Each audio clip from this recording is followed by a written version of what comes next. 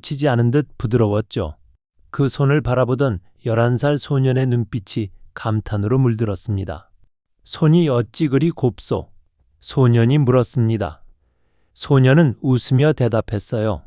고생을 하지 않아 손에 물을 묻히지 않아서 그렇습니다. 그 순간 소년의 얼굴이 굳었습니다. 웃음이 사라졌어요. 차가운 침묵이 방 안을 가득 채웠죠. 소년은 무슨 잘못을 한 것일까요? 단 한마디가 한 여인의 인생을 바꿔버렸습니다. 그날 이후 33년.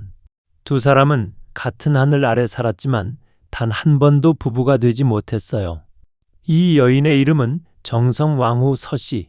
조선 역사상 가장 긴 시간을 왕비로 살았지만 가장 외로웠던 여인의 이야기입니다. 1692년 12월 7일 저녁, 한양 가회방 어느 집에서 울음소리가 터져나왔습니다. 사내아이가 아니었어요. 여자아이였습니다. 하지만 집안 사람들은 실망하지 않았죠. 이 집은 대구 서씨 가문이었습니다. 달성 부원군 서종재의 집이었어요. 명문가였습니다. 조선 최고의 양반 가문 중 하나였죠. 아이의 이름은 따로 기록되지 않았습니다. 그저 서씨, 그렇게 불렸어요. 서씨는 귀하게 자랐습니다. 비단 옷을 입고 맛있는 음식을 먹었어요.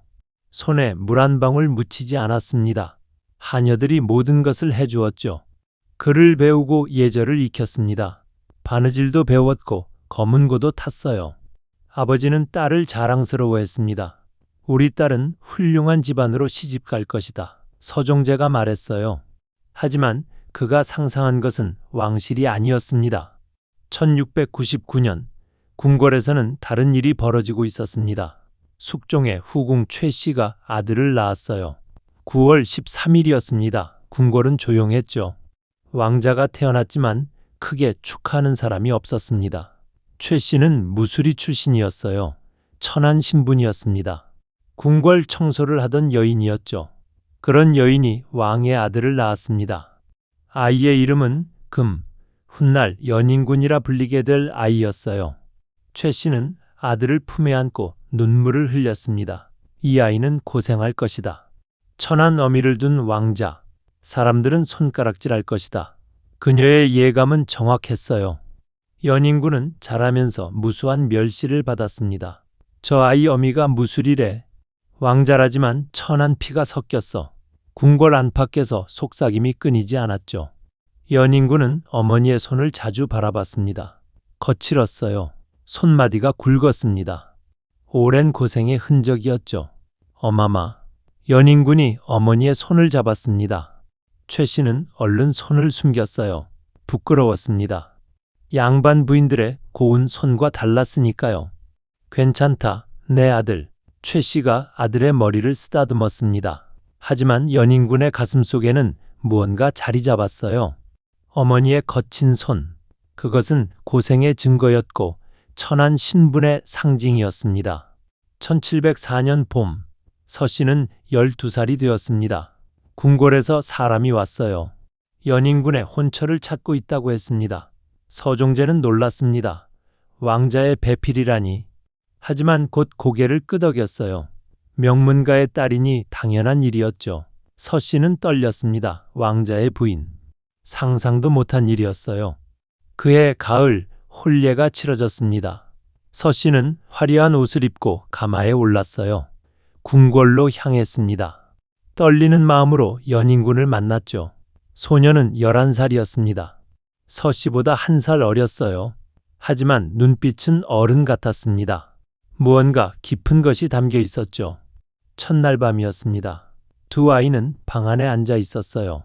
어색한 침묵이 흘렀습니다. 연인군이 먼저 말을 꺼냈죠. 손이 어찌 그리 곱소? 서 씨의 하얀 손을 보고 감탄했습니다. 서 씨는 기뻤어요. 칭찬인 줄 알았습니다. 고생을 하지 않아 손에 물을 묻히지 않아서 그렇습니다. 순진하게 대답했어요. 그 순간 연인군의 얼굴이 변했습니다. 물을 묻히지 않았다. 그 말이 가슴에 박혔어요. 어머니는 평생 물을 묻히며 살았다. 청소를 하고 빨래를 했다. 손이 거칠어질 수밖에 없었다. 그런데 저 여인은 물 한 방울 묻히지 않았다고 자랑한다. 연인군의 가슴 속에서 무언가 타올랐습니다. 분노였는지 수치심이었는지 알 수 없었어요. 하지만 확실한 것이 있었습니다. 연인군은 더 이상 서씨를 보지 않았어요. 서씨는 무슨 일인지 몰랐습니다. 왜 남편이 등을 돌렸을까? 무슨 잘못을 한 것일까? 밤새 생각했지만 답을 찾을 수 없었어요. 그 다음 날도 연인군은 오지 않았습니다. 일주일이 지났어요. 한 달이 지났습니다. 서씨는 혼자였죠. 주변 사람들이 속삭이기 시작했습니다. 군부인께서 총애를 받지 못하시는구나. 첫날 밤부터 소박을 맞으셨대. 무슨 일이 있었던 것일까? 서씨는 귀를 막고 싶었어요. 하지만 소문은 계속 퍼져나갔습니다. 세월이 흘렀습니다. 서씨는 17살이 되었어요. 연인군은 16살이었습니다. 여전히 두 사람 사이에는 아무것도 없었죠. 서씨는 혼자 침전을 지켰습니다. 연인군은 다른 곳에서 지냈어요. 가끔 마주쳤지만 말을 나누지 않았습니다. 서로를 피했죠. 1721년 큰 변화가 일어났습니다. 경종이 즉위했어요. 형제가 없었습니다. 후사가 없었죠. 조정은 고민에 빠졌습니다. 다음 왕은 누가 되어야 하는가? 논의 끝에 연인군이 왕세제로 책봉되었어요. 왕위 계승자가 된 것입니다. 서씨도 세제빈이 되었습니다. 왕비가 될 여인이 된 것이죠. 하지만 기쁘지 않았어요. 지위가 올라간들 무슨 소용이 있을까? 남편은 여전히 자신을 외면했습니다. 17년이 지났지만 아무것도 변하지 않았어요. 연인군은 왕세제가 되면서 더욱 바빠졌습니다. 정치적 위기도 겪었어요. 노론과 소론이 대립했습니다. 연인군을 죽이려는 음모도 있었죠. 삼수의 옥이 터졌습니다. 서씨의 조카 서덕수가 연루되었어요. 서덕수는 경종을 독살하고 연인군을 왕으로 만들려 했다는 의심을 받았습니다. 연인군은 경악했습니다. 역적으로 몰릴 뻔했어요. 살아남기 위해 필사적으로 변명해야 했습니다. 신은 그런 일을 전혀 몰랐습니다. 경종 전하를 충성으로 섬기겠습니다. 목숨을 걸고 호소했죠. 겨우 위기를 넘겼습니다. 하지만 마음속 깊은 곳에서 무언가 자리 잡았어요. 저 일은 처가 식구가 벌인 것이다. 서씨의 가문이 나를 위험에 빠뜨렸다. 연인군은 처갓집을 원망했습니다. 그리고 그 원망은 서씨에게도 향했어요. 당신 조카 때문에 내가 죽을 뻔했소. 하지만 연인군은 그 말을 입 밖에 내지 않았습니다. 그저 더 멀리 떨어졌을 뿐이죠. 더 끔찍한 소문도 돌았습니다. 서덕수가 독약을 구했는데 그것을 시험해 봤다고 했어요. 그 대상이 정빈 이 씨였다는 것입니다. 정빈 이 씨, 연인군의 첫사랑이었어요. 아들 효장세자와 딸 화순옹주를 낳아준 여인이었습니다. 그녀가 갑자기 죽었을 때 연인군은 오래 슬퍼했어요. 그런데 그녀가 처가 식구에게 독살당했다니 연인군의 가슴에는 또 다른 상처가 새겨졌습니다. 1724년 8월 25일 경종이 승하했습니다. 32살의 젊은 나이였어요. 연인군이 왕위에 올랐습니다. 영조였습니다. 서씨는 왕비가 되었어요. 정성왕 후 조선의 국모가 된 것이죠. 하지만 그녀의 삶은 변하지 않았습니다. 오히려 더 외로워졌어요. 영조는 왕이 되자마자 정성왕후를 창덕궁으로 보냈습니다. 자신은 경희궁에 머물렀어요. 두 궁궐은 멀리 떨어져 있었죠. 영조는 정성왕후를 찾아가지 않았습니다. 1년에 한두 번 의례적으로 만날 뿐이었어요. 정성왕후는 텅 빈 궁궐에서 혼자 살았습니다. 32살이었어요. 한창 때였습니다. 하지만 그녀는 과부처럼 지냈죠. 밤이 되면 혼자 누웠습니다. 아무도 찾아오지 않았어요. 달빛만 창문을 통해 들어왔습니다. 신하들도 알았습니다. 왕과 왕비의 사이가 좋지 않다는 것을. 하지만 아무도 말하지 못했어요. 왕실의 사적인 일이었으니까요. 1737년 신하들이 조심스럽게 말했습니다. 중전 마마께 드리는 진상품이 너무 적습니다. 현빈궁보다 적습니다. 늘려야 하지 않겠습니까? 영조는 단호하게 거절했어요. 현빈궁에는 나인이 많아서 그런 것이다. 중전은 그대로 두어라. 신하들은 더 이상 말하지 못했습니다. 또 다른 날 신하들이 말했어요. 중전 마마께 드리는 약이 자꾸 늦습니다. 영조는 차갑게 대답했습니다. 도제조가 서명균이다. 그는 중전의 친척이니 알아서 할 것이다. 하지만 모두가 알았어요. 영조가 중전의 건강에 관심이 없다는 것을. 정성왕후는 아팠습니다. 1743년부터 통증을 호소했어요. 몸이 아프다고 말했습니다. 하지만 영조는 믿지 않았죠. 담증 가지고 엄살을 부린다. 그렇게 말하고 외면했습니다. 의원들도 난처했어요. 중전의 병을 진찰했지만 왕에게 직접 보고할 수 없었습니다. 전하께서는 중전마마 이야기를 들으시려 하지 않습니다. 의원이 내관에게 말했어요. 대신 보고해 주십시오. 내관이 영조에게 간접적으로 전했습니다. 영조는 듣는 둥 마는 둥 했어요. 하지만 정성왕후는 참았습니다. 질투하지 않았어요. 영조가 다른 후궁들을 총애하는 것을 보면서도 아무 말 하지 않았습니다. 1721년 정빈 이씨가 죽은 후 영조에게는 새로운 여인이 생겼어요. 영빈 이씨였습니다. 그녀는 아들을 낳았습니다. 1735년 정월이었어요. 아이의 이름은 선. 훗날 사도세자라 불리게 될 아이였죠. 정성왕후는 그 아이를 보고 마음이 움직였습니다. 귀여웠어요. 자신의 아들은 아니었지만 소중했습니다. 세자 저하, 정성왕후가 아이를 안아 올렸어요. 사도세자는 웃었습니다. 할미마마. 아이가 정성왕후를 할머니라 불렀죠. 정성왕후는 사도세자를 친손자처럼 아꼈습니다. 시간이 흘러 사도세자는 자랐습니다. 총명했어요. 하지만 영조는 아들에게 가혹했습니다. 왜 그것도 못하느냐? 끊임없이 질책했어요. 사도세자는 두려워했습니다. 아버지가 무서웠죠. 그럴 때마다 정성왕후가 세자를 위로했습니다. 괜찮다, 세자 저하. 할미마마가 여기 있다. 정성왕후는 사도세자의 유일한 안식처였어요. 영빈 이씨도 정성왕후에게 고마워했습니다. 중전마음, 세자를 잘 보살펴 주셔서 감사합니다. 영빈이 절을 했어요. 정성왕후는 손을 저었습니다. 무슨 말씀이요? 귀한 세자를 돌보는 것이 당연하지 않소. 두 여인은 서로를 존중했죠. 영조에게 버림받은 정비와 영조의 총애를 받는 후궁.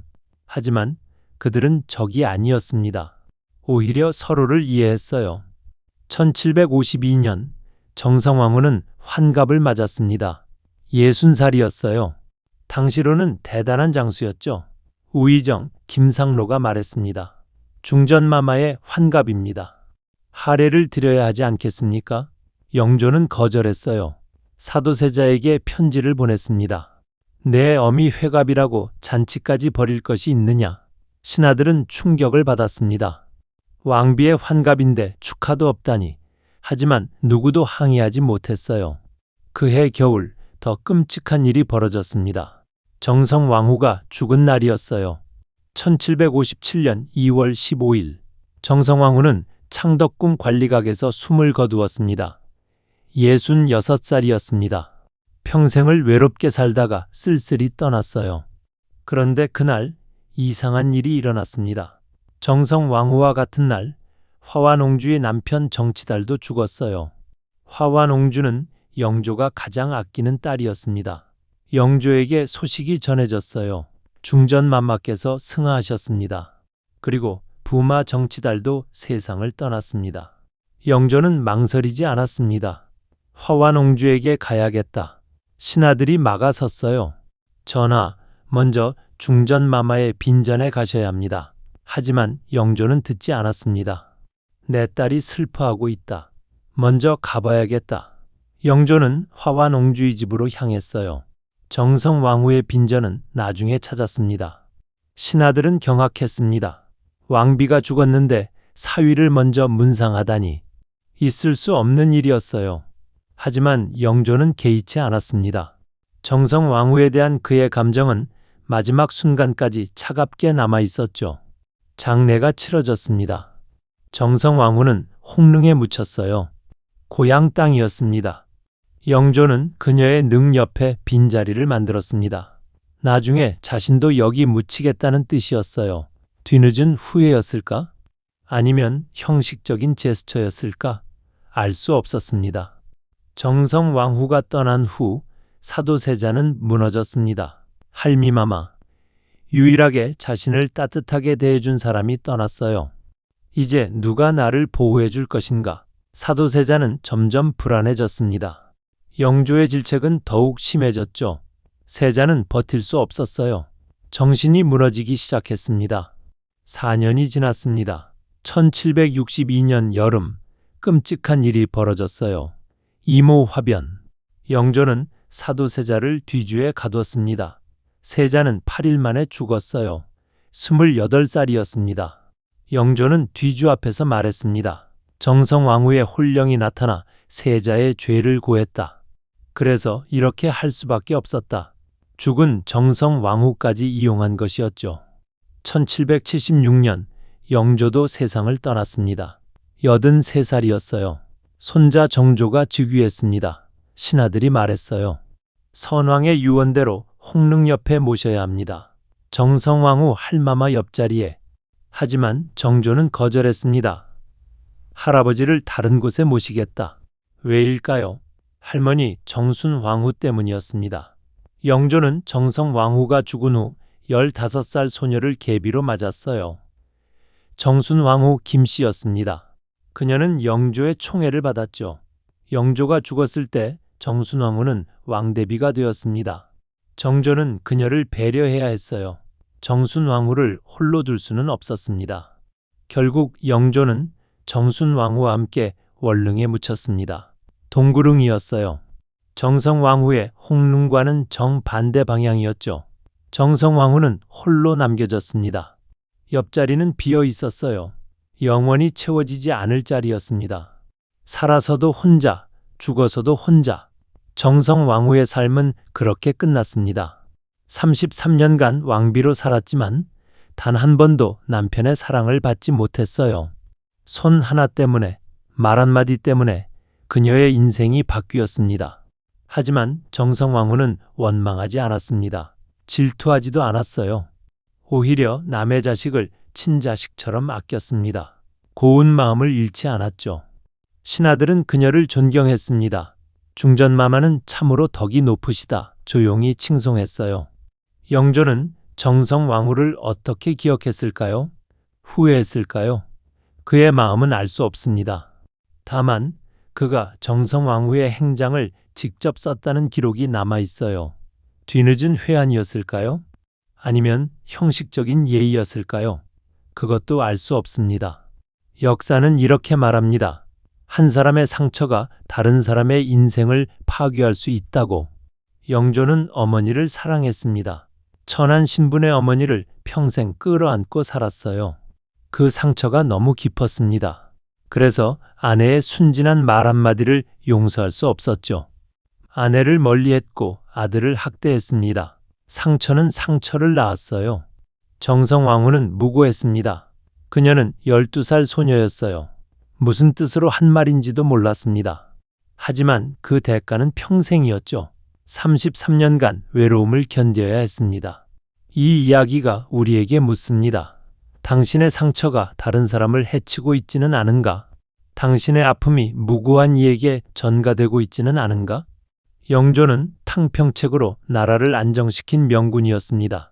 하지만 가장으로서는 실격이었어요. 정성왕후는 조선 최장수 왕비였습니다. 하지만 가장 불행한 왕비이기도 했죠. 역사는 이들을 기억합니다. 영조는 개혁군주로, 정성왕후는 덕 높은 왕비로. 하지만 그 이면에는 차가운 침실과 홀로 남겨진 무덤이 있었습니다. 오늘의 이야기를 마칩니다. 재미있게 보셨다면 구독과 좋아요 부탁드립니다. 다음 이야기에서 또 만나요.